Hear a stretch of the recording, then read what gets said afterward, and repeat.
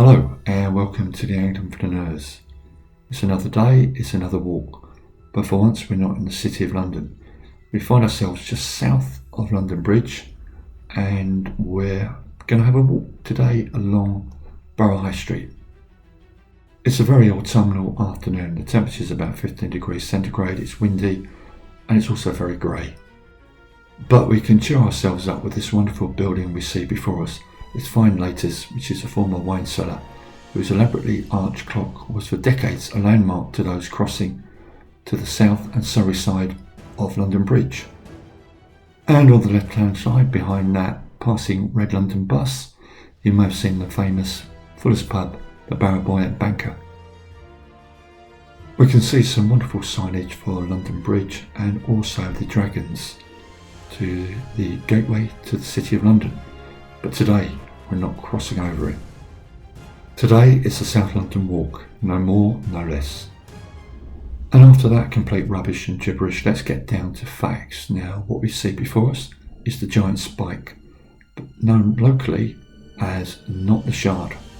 According to urban myth, it's a reminder of the spikes that once stood upon London Bridge to display the heads of executed traitors, as a warning to any passing over the bridge into the City of London. The spike was designed by Eric Parry Architects and is known as the Southwark Gateway Needle as well. We can now see fragments of the vanished 19th century bridge. Now the bridge was taken down in 1967 and sold to an Arizonan billionaire. Now we've come down a level from London Bridge and we're on the level of the famous Mudlark pub close to Borough Market. Now these are called Nancy's Steps. The name is a nod to Charles Dickens' Oliver Twist, in which the kind-hearted Nancy talks candidly to Oliver's benefactors on the steps, not knowing that a spy is listening in. We've come back up Nancy's Steps and underneath the railway bridge we can see this very pleasing express dairy mosaic, now fully restored. We'll get a quick view of Southwark Cathedral, something we'll cover in a later vlog in much more detail, though we have shown you a very short vlog previously of the bells ringing from the cathedral on a day when I went to the rake. And what a beautiful sound they made on that sunny March day. Now we come to the entrance to Borough Market. We're not going to do Borough Market today as we've covered it in a previous vlog, but we can see this quaint sign from 1908, and the wood sign threatens to unleash the beadles upon anyone who loiters or acts suspiciously outside of market hours.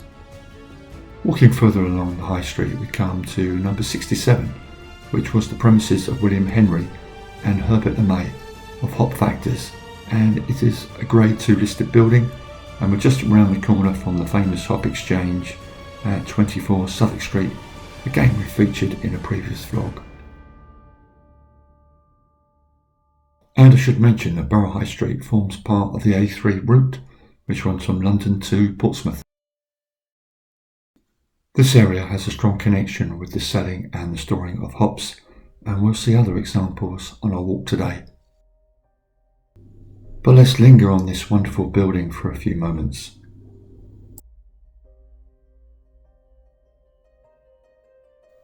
We've come to the wonderful and very famous George. Now again, we've shown this in a previous vlog and I've gone through some details on it, so I won't repeat myself, but it's always good to have a quick look at it.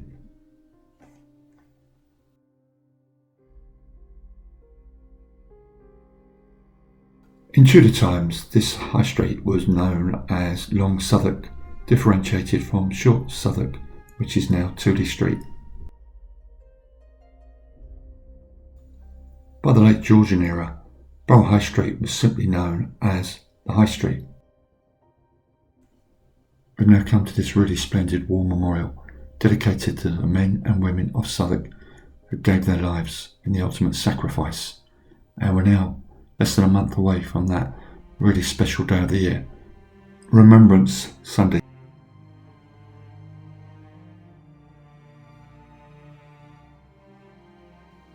We're now at John Harvard's house. Now John Harvard, and we're going to mention him a lot today, was born in Southwark and christened at St Saviour's, Southwark Cathedral. He was a student at Emmanuel College in Cambridge between 1627 and 1635. In 1637 he went to Massachusetts and left 800 and his library of 320 books to a new college, which was later named after him. His family owned the Queen's Head Inn, which was at this address, 103 Borough High Street, and the proceeds of the sale financed Harvard in the New World. We can see through the railings these wonderful mews, which I believe used to store hops.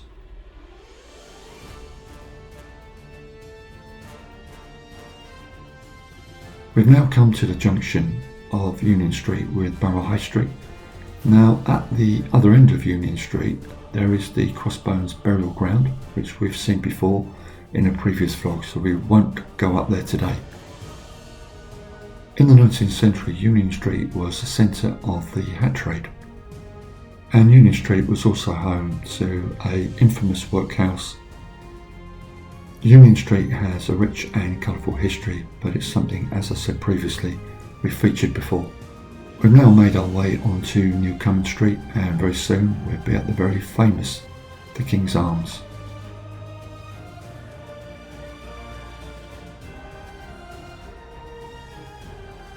Now, according to a local source, the King's Arms is frequented by local Millwall fans on the way to home games.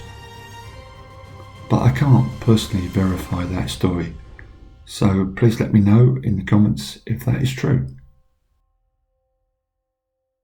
And it is another pub for the second week running that for some reason has escaped my attentions. We had the Three Lords last week in Minories, and now we have another one. In 1760, a London-wide roadening project led to the demolition of the Stone Gate, which stood at the southern end of Old London Bridge. But Stonegate boasted an attractive coat of arms and no one wanted to see it go to waste, so it was apparently placed above the pub, with the year 1760 added to mark the date of its relocation, though the coat of arms really was dated 1728. And we'll linger on this fine building for a moment.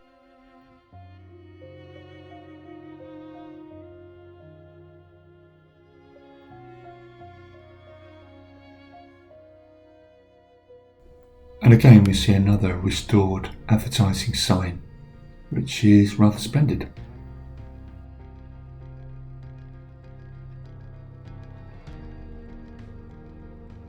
We've now made our way into the very colourful Mermaid Court.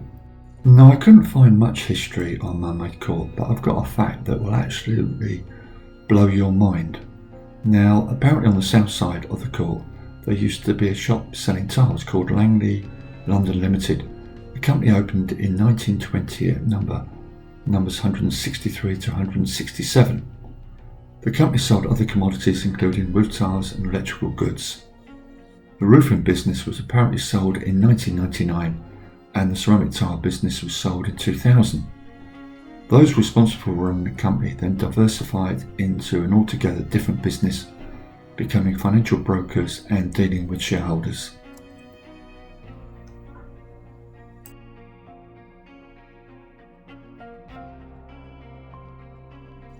Now, I bet you can hardly contain your excitement at hearing such an interesting story. You can trust us that the Anglian Flaneurs will always come up with something really incredibly interesting.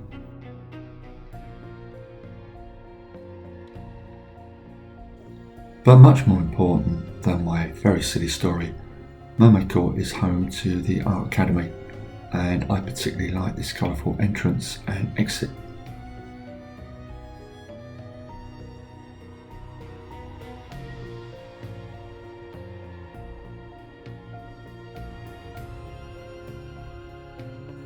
We can now see the site of a former pub called the Blue-Eyed Maid, and also signage for Chapel Court, as there was once a chapel in its alleyway.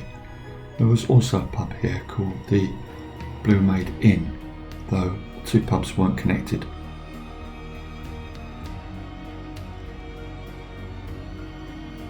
Across the road we can see this wonderful sculpture that's been here since 2008 and is the work of artist Ofra Zembalista. The work is opposite the former Blue-Eyed Maid pub, but apparently there is no connection. Now behind the scaffolding we can see a sign for Little Dorrit Court. Now the famous author Charles Dickens had lodgings in Lamp Street to the south of Marshalsea Road as a child. His father was in the nearby Marshalsea prison, debtors' prison that was in 1824, and the local area had a profound effect on the young Charles Dickens. We can see the site of the Duke of Suffolk's palace. This was built in the 15th century and then rebuilt in fine Renaissance style in 1522 by Charles Brandon, 1st Duke of Suffolk. It was the London townhouse of the Dukes of Suffolk. Borough High Street was a route used by monarchs and others, including the pilgrims, in Chaucer's Canterbury Tales. And I've dropped in a very faint print of Suffolk House dated 1546 by Anton van den Vingard. I said to you earlier that we hadn't heard the last of John Harvard, so this is to the plaque, the first benefactor of the famous, iconic Harvard University, born in Southwark, baptised in the cathedral and educated in the parish's grammar school, sailed to Massachusetts in 1637. Into view comes the church of St. George the Martyr. It's the recognised church of the City of London Company of Parish Clerks and a guild church of the Guildhall Manor. The east window of the church has a kneeling figure of Dickens' character, Amy Dorrit, and was designed by Marion Grant. The earliest reference to the church in Suffolk is in the Annals of Bermondsey Abbey, which claims that the church was given by Thomas Arden and Thomas his son in 1122. And on Henry V's return from his victory at the Battle of Agincourt in 1415, he was welcomed by the Aldermen of London on the steps of this church. And the church appears in the William Hogarth engraving of Southwark Fair, made in 1733. There's so much history to this church that it seems that it can barely do it justice with a few random snippets of information. We're now by Borough Tube Station and we're coming to the end of our walk. We're not quite there yet, but I've dropped in this print of Marshalsea Prison as we're now on the famous Marshalsea Road. Marshalsea Prison, that lasted for almost 500 years until 1842, was a notorious prison in Southwark. It became known in particular for its incarceration of the poorest of London's debtors. Basically, Marshalsea was run privately for profit, as most English prisons were in the 19th century. It looked like an Oxbridge institution, but basically it was an extortion racket. The prison has become famous through the writings of Charles Dickens. His father was sent there in 1824 when Dickens was 12 for a debt to a baker. Dickens based several of his characters on his unfortunate experiences here, most noticeably the previously mentioned Amy Dorrit. His father is in the Marshalsea with debts so complex that no one can fathom how to get him out. We've now made our way to the Marshalsea Road estate. Now this is another fine example of the great work of the Peabody Trust, and we've featured Peabody's Trust work several times in our vlogs.